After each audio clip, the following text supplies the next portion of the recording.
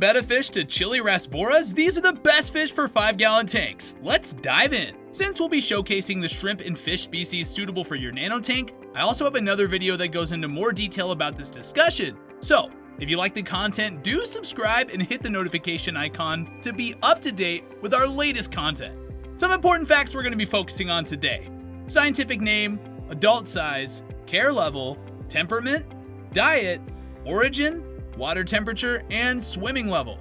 Any fish would be suitable for this type of tank with the right care and tank maintenance, although a larger tank would be preferable too. Let's get started with the Betta fish. Also known as the Siamese fighting fish, bettas are popular with nanotank owners due to their vibrant appearance, unique personalities, and relatively easy care routine. I've talked about bettas a lot in my previous videos, and they're perfect for novices to experienced hobbyists and can go well with tanks as small as 5 gallons. Bettas are carnivorous, so make sure that they're fed well with live or frozen food, flakes, and pellets. Males are highly aggressive towards one another, but they make excellent pets when kept individually in a 5-gallon tank with a filter and a heater. They're quite playful, and they can even be trained to learn and perform simple tricks. If you want to learn more about betta care, check out the care guide video in the thumbnail above. Guppies are colorful and they're easy to breed. They can thrive in aquariums as small as 5 gallons. Guppies are livebearers, meaning that these fish species are easy to breed, and it's recommended to keep a trio of male guppies for their recognizable characteristics like their long fins and bodies. They've got more vibrant colors than females, and all males will also manage population growth. Guppies are carnivorous in general, so ensure that they're fed well with live or frozen food. Flakes and pellets would also be a good option, but always remember to vary their diet. Chili or mosquito rasboras are vibrant and small fish ideal for a 5-gallon tank. They're peaceful enough to coexist with invertebrates like shrimp and snails and thrive in a no-heater setup. They're best kept with a non-competitive species when they're being fed, and they're also considered amongst the best cold water fish available in their size range. These small fish feed on live food, frozen food, and flake fish food would also be a great option for them. White cloud minnows are peaceful and attractive fish that thrive in cooler waters compared to tropical setups, making them a suitable candidate for a 5-gallon tank with proper filtration and maintenance. They can be kept in small groups without needing a heater, although a larger tank is preferable for their well-being. These carnivorous fish would thrive well on live or frozen feed and commercial fish feed. Next up is the Scarlet Badis, which are a colorful and captivating species, though best suited for experienced fish keepers.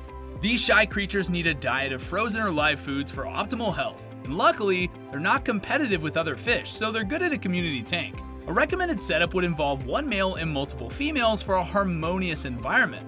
Although carnivorous, these species won't thrive on most prepared fish food, so frozen or live feed would suit them best. Dwarf pea puffers are carnivorous and aggressive, so they're best kept alone. Their diet consists of frozen foods like brine shrimp, microworms, bloodworms, and snails. A 5-gallon tank with live and floating plants is recommended for their health, and don't go for shrimp as tank mates, as these species will attack, kill, and probably eat them. The celestial pearl danio is a popular species for small aquariums due to their beauty and interesting behavior, and although shy, they can be kept with shrimp as tank mates. Adult males display the best colors and may exhibit territorial behavior, so having live plants in the tank can help reduce aggression towards other fish. The celestial pearl danio are omnivorous. They're going to feed on live and frozen feed and vegetables. They can also be fed commercial pellets and flakes. Now, cherry shrimp are perfect for a 5-gallon tank. They should be a standalone species for your tank, as other freshwater fish may cause harm or even eat them. Shrimps are ideal for planted or aquascaped aquariums. Cherry shrimp are omnivorous, so it's best to feed them shrimp pellets, vegetables, and algae wafers. Cherry shrimp also feed on tank algae. Amano shrimp are excellent tank cleaners as they feed on the algae and dead plants, making them ideal for planted tanks. While not as colorful as cherry shrimp, they still offer the same personality and activity. Amano shrimp are quite vulnerable to other tank mates as they can be easily injured. A shrimp-only tank is the best option for them. They can be mixed with cherry shrimp since they won't crossbreed either. Amano shrimp thrive on shrimp pellets, vegetables, algae wafers, and tank algae. Alright, the female betta. Though less popular in the hobby compared to their male counterparts, on the contrary, their smaller fins, less bright colors, and less aggressive personalities allow the possibility of keeping multiple females in the same tank. Their diet consists of live and frozen feed and commercial fish feed. Endler's Livebearers. These resemble guppies, but they're a little different from them. They're peaceful, but female Endlers can display aggression if there's not enough in a number to curb it. These Livebearers live in freshwater tanks, producing many offspring when males and females are kept together. Male Endlers are more popular due to their colorful patterns. Endlers fish are omnivorous, so keep a balanced diet of frozen or live feed of vegetables and insects. You can also feed them flake food and pellets.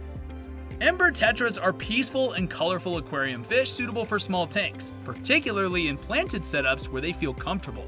Live aquarium plants can aid in maintaining good water quality in smaller environments, and Ember Tetras are carnivorous and they thrive on frozen, live food, flakes, and pellets. They're hardy fish and they're easy to care for. Emerald dwarf Rasboras are a suitable fish species for a 5-gallon tank, thriving in higher pH water and benefiting from a densely planted home. Live plants can help these shy fish feel secure and be more natural with their behavior. These omnivores will feed on live and frozen food, and sinking pellets will do well in a small group. Now that you've seen the top recommended fish, let's take a look at why you would want to select a small fish tank. While there is a common belief in the hobby that larger tanks are better for fish, smaller aquariums do have their benefits, like space efficiency and suitability for desks. Maintaining a small tank can be challenging, and it's usually recommended for experienced fish keepers. But success is achievable with research and proper maintenance practices. It's time to learn how to set up your 5-gallon tank. I'd recommend the Fluval Spec 5 for those who are in a hurry. I've got a whole video on the best 5-gallon fish tanks that you can take a look at in the thumbnail too. Let's talk about filtration first. Water quality maintenance is important, but quite challenging for smaller tanks. It's less forgiving for how quickly the water parameters change. A good filtration for a 5-gallon tank would be options like a hang-on back, internal power filter, and sponge filters. A combination of internal power with a sponge filter is a viable option, as it ensures a gentle current and uses a pre-filter sponge to prevent fish or shrimp from being sucked into the intake. Next up, heating. Temperatures swing quickly in a smaller surface area, so a heater is essential. This is to maintain a stable temperature for your fish. A thermometer is also helpful in keeping check on the water temp. For those of you willing to spend more, a heater controller is ideal to prevent overheating issues in the case of heater malfunction.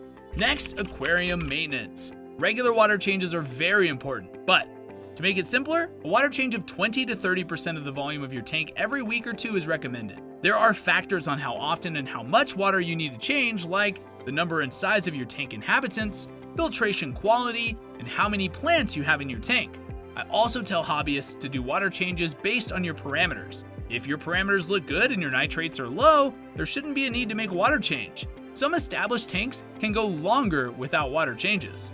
It's important to maintain the right temperature when changing your tank water to avoid shocking your tank inhabitants. Treating the water with conditioner before adding it to your tank helps neutralize any harmful chemicals. For conditioners, I prefer Seachem Prime. I've used it for many years, and it's pretty easy to find in stores. Alright, we're going to talk about water quality. Having good water parameters should be something every aquarist, whether a beginner or an expert, should be knowledgeable of. Ammonia nitrite should be at 0, while nitrates should generally be below 40. Keeping your aquarium clean. A regular cleaning is crucial in a small aquarium to remove solid waste and uneaten food during water changes. And a gravel vacuum is your buddy in this task. So, avoid overfeeding your fish to prevent this from happening. Algae can also be removed with an algae scraper. While some tanks can accommodate algae eaters like shrimp, you won't be able to do much in a small tank like this. It makes sense to upgrade to a 10 or 20 gallon tank if you desire a variety of fish species or inverts. And lastly, water testing. This should be a part of any aquarist's basic knowledge, and testing your water for ammonia, nitrite, and nitrate levels will help keep your water in a stable condition for your fish. Ammonia and nitrite levels are the two things you need to watch out for. 0 is your target for these levels, and that would mean that the nitrogen cycle is running properly in your small tank. Liquid test kits or some strip tests can make this task easier, and they're very easily available at local pet fish shops. An API master test kit is a good start for any freshwater hobbyist. In a 5-gallon tank, it's advisable to keep only one species of fish, preferably nanofish that are 2 inches or less in length and prefer schooling. Betta Fish limits your tank to just this species, although you can consider adding aquarium snails due to the small tank size and bioload. Remember, having more fish means you may need to clean up after them a lot. You also have to consider that some fish may want to roam around the tank, and having a lot of species might prevent that from happening in such a small space. Fish in a small planted tank provide a sense of security because of the natural hiding spots provided by the plants, and this helps promote natural behavior and reduce stress levels. Live aquatic plants assist in maintaining water quality by lowering nitrates. Plants like Java Fern and Java Moss, Anubias or Petite, and Bucephalandra are good recommendations. Growing live plants can be simple, and I have a link to the aquarium plant growing video to help you get started. Lighting for a planted tank. Fluval 5 is the best light for this setup, and for low light, low energy plants. Modifying your 5-gallon tank means you need to upgrade to better lighting.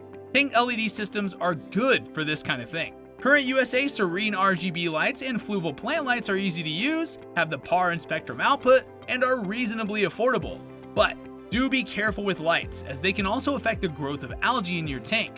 So unless you've decided to get a shrimp tank, do take these into great consideration. If you're looking to get fish that are suitable for your 5-gallon tank, a local aquarium shop would make your life much easier. But nano fish can be harder to get sometimes, so I'd recommend shopping at flipaquatics.com. They're a trusted store and they have all the fish on this list. They've got the best delivery service and ensure that all your fish arrive safe and sound. All their fish go through a 30-day quarantine. I'd also recommend making friends with the hobby community. A lot of seasoned aquarists will be able to help you with your journey in building the best tank. You'll learn a lot from their knowledge. Plus, you can also source some good stuff from them. I have a list of aquarium societies you can look up on my website. It's such a comprehensive list, and it's featured on a popular subreddit forum.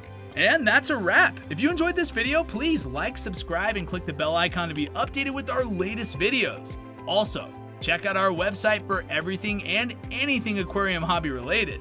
Or better yet, click on the next video to your right. Until next time, we'll see ya.